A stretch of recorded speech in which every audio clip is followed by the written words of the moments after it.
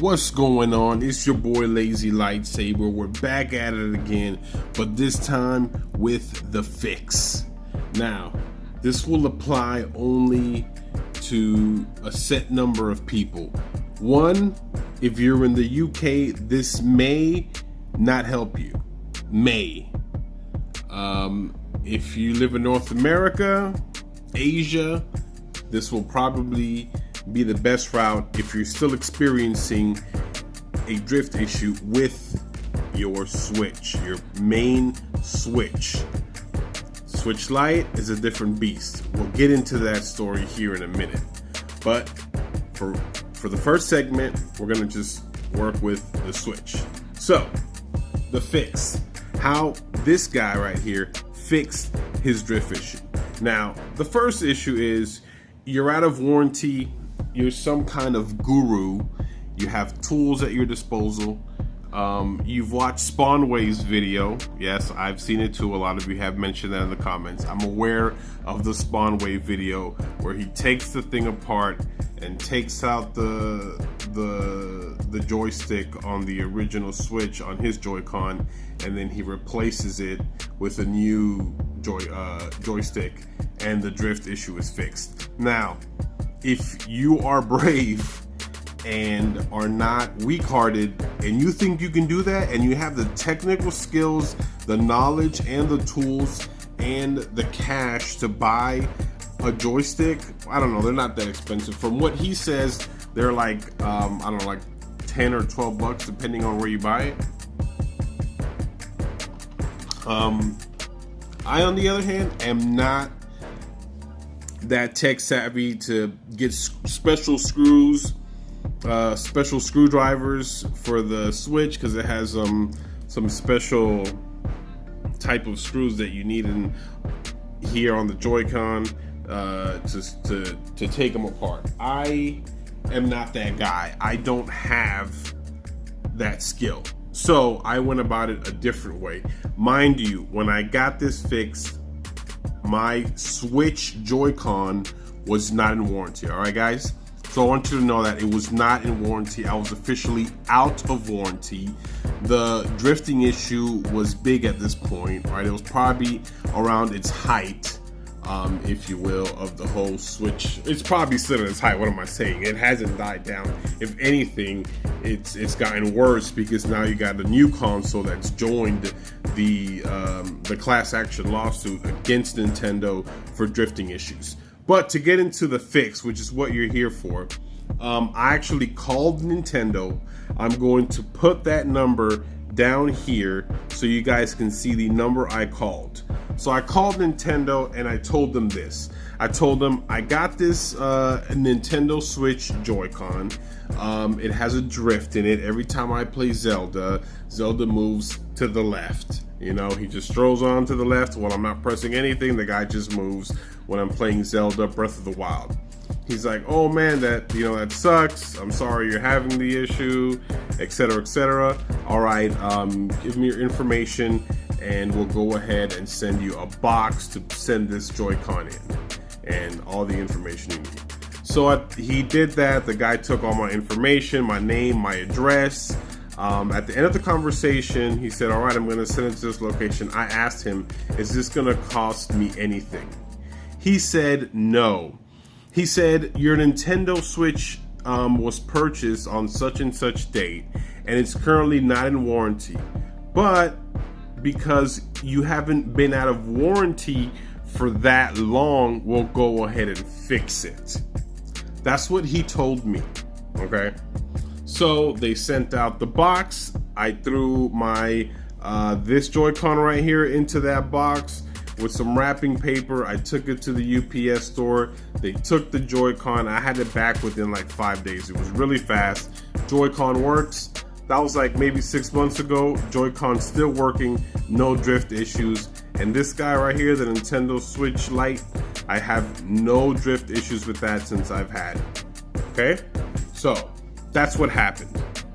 Now, if you're experiencing drift issues with your Nintendo Switch, that number that I'm going to link again for the second time right here, call that number, all right? and you explain what's going on with your Nintendo Switch. And if they say that they won't do it, you ask to speak to a supervisor, dude. All right? Say, hey, I paid $300 for this crap, you know? And Nintendo needs to do right by its customers. If you live in the UK, I don't know if this phone number will work for you. It probably will. But call that number as well. And if they say they won't fix it, dude, speak to a supervisor. I'm not telling you to go in there and get crazy with the customer service rep. The guy's a human being trying to make a living like you are. And he understands that this is expensive, all right? He might have a Nintendo Switch, he might not. But he's a working person and he understands that, you know, hey, these things are expensive. We go to work every day or hustle, whatever you do for cash, or you do YouTube, right? And you buy these consoles and they're expensive, man. You know, we're not Wall Street bankers here. These things are $300. Each Joy-Con is like $70 on the cheap. You know, these things cost money, dude. And these guys that work there, like I said, they're human beings too. They understand they're expensive. And politely ask, hey, let me speak to a manager. You know, this is not right. I paid such and such money for this, and Nintendo needs to fix it. Push comes to shove, they're gonna fix it.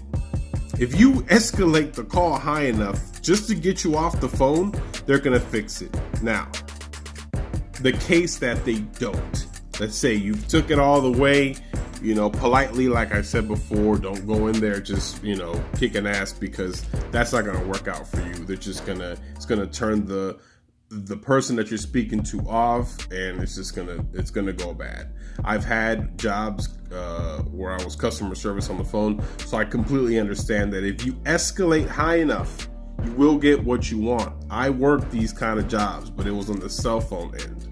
And cell phones are a little bit more expensive, because if you look at a cell phone, a new Pixel or an iPhone or a Note, those run you about $1,000. So I understand this is less than that, but still, you can escalate and get what you need done. It just depends how much work you're going to put on that phone call, and if you're going to keep calling and keep pressuring. But let's say you've done that. You've called a couple of times, you've pressured, you've spoken to a supervisor and then to a manager, and they're like, I'm sorry, sir, we're in Europe and we're not going to do it. That might be how things are in North America, but here with Nintendo, we're not doing it. All right? Okay. So there's nothing basically you can do. Kind of. So if you're not the tech guy that's gonna go ahead and fix his Joy-Con with the tools and crap, I actually found this remote. Okay, right here. Let me move the light out of the way. This remote right here. Okay, it's a Nintendo Switch Lite remote. I think I got it at GameStop, maybe. It has this D-pad that you can put on there, or if you want to use like the actual buttons, you can. It works fine. It's a regular controller. It is wired, and here it is, the USB cable.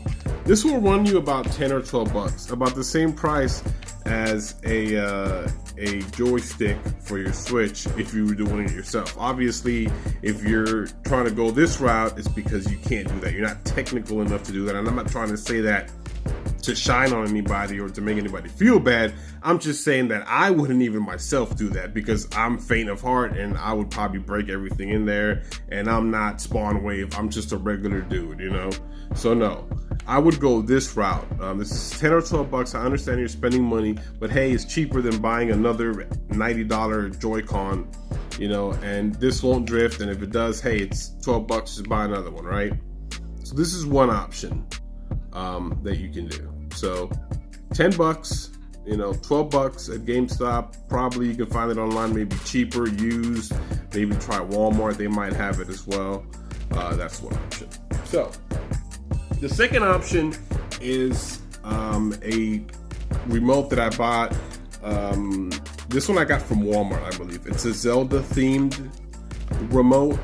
It is wired. I just got the wire put away right now. This wire can be detached. It is micro USB, not C, micro USB. here, and then USB Type A connects to your Switch dock so you can play. So that's one option, right? These two options that I've mentioned so far are gonna work with the dock, strictly with the dock, because you have to connect it via USB Type A, right? So USB A connected to the dock, and you can play on your TV. This one's $25, still cheaper, okay? And it's actually cool because it has the Link and the Zelda insignia and the gold D-pad. This actually is a good controller. It's 25 bucks. It is wired by PowerA. It's legit, dude. I actually enjoy this controller, and it doesn't drift. I have good experience with this. The only thing is it's wired, and it's $25, still cheaper than your $75 Joy-Con. So that's one option, docked, right? Okay. The other option is this bad boy, which is the Pro controller. Obviously, this, you can find this anywhere between 55 to 60 bucks on sale. You can catch them slipping. Still about $20, $15 or so cheaper than buying a pair of Joy-Con. All right, so keep that in mind. And this is wireless, so you can play this while it's docked, or you can play it while it's on handheld mode or tabletop mode. Let me see if I can go ahead and link up. Yep, there we go. So I'm linked up to it and it's playing. All right. So keep that in mind, that is an option. This will work for both on dock and I have a sleeve on it, so it looks a little different, and also a little charging thing. But this will solve your problem, and at the same time, you get a Pro controller, which these things are super awesome. They're super sweet. I love them. I don't know, I understand if you're strapped for cash, obviously that's, kind of the point here as well. You might not have this, but if you do save up and you do have cash to buy this, I would say go ahead and do it. You won't regret it at all. The experience is awesome, on both tabletop mode as well as dock mode. Now, that will solve that issue. You won't be able to play it handheld, obviously, because one of your Joy-Cons isn't working.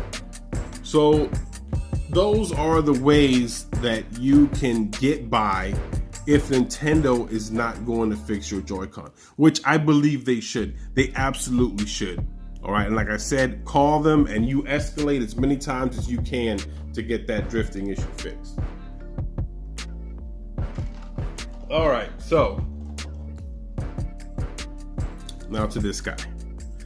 So this guy here, let's take off that video.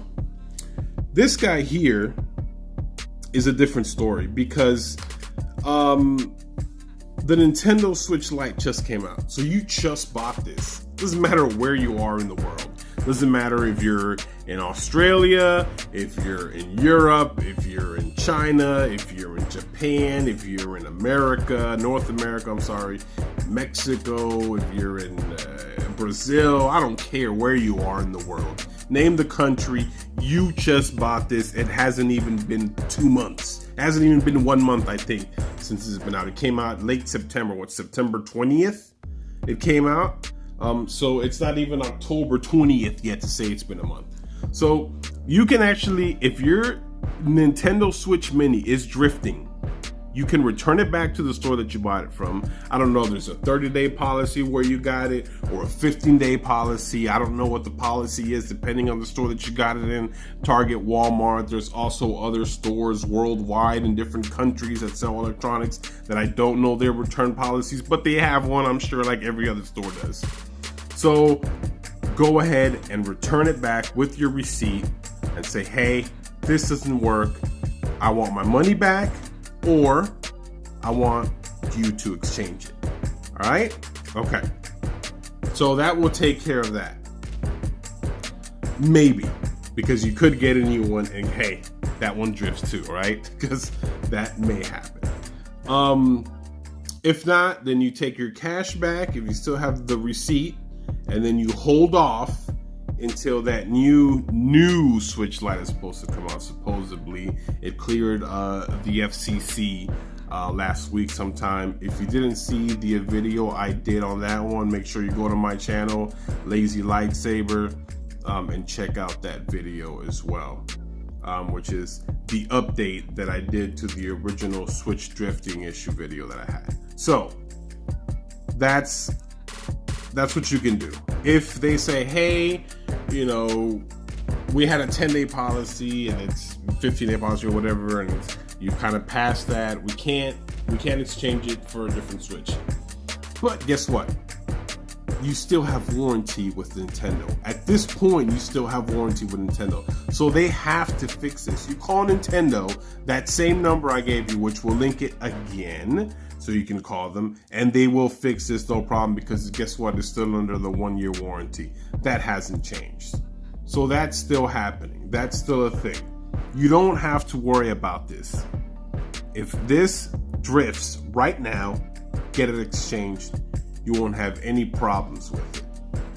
I hope this video really helps you guys. I know you've been following these videos. You've seen the 2 previous videos I did. I do take this situation seriously, probably more than most YouTubers, only because I'm a working person, so I understand how hard it is to pay for all this. This stuff is expensive, man. It's not cheap, and it really hurts me, you know, when we spend our hard-earned cash on these things and they don't work, and then somebody tells you, you know what, screw you, you're not worth it, we're not gonna fix your crap. And to all those Switch gamers in Europe, dude, I feel your pain, but don't let them just silence you, man.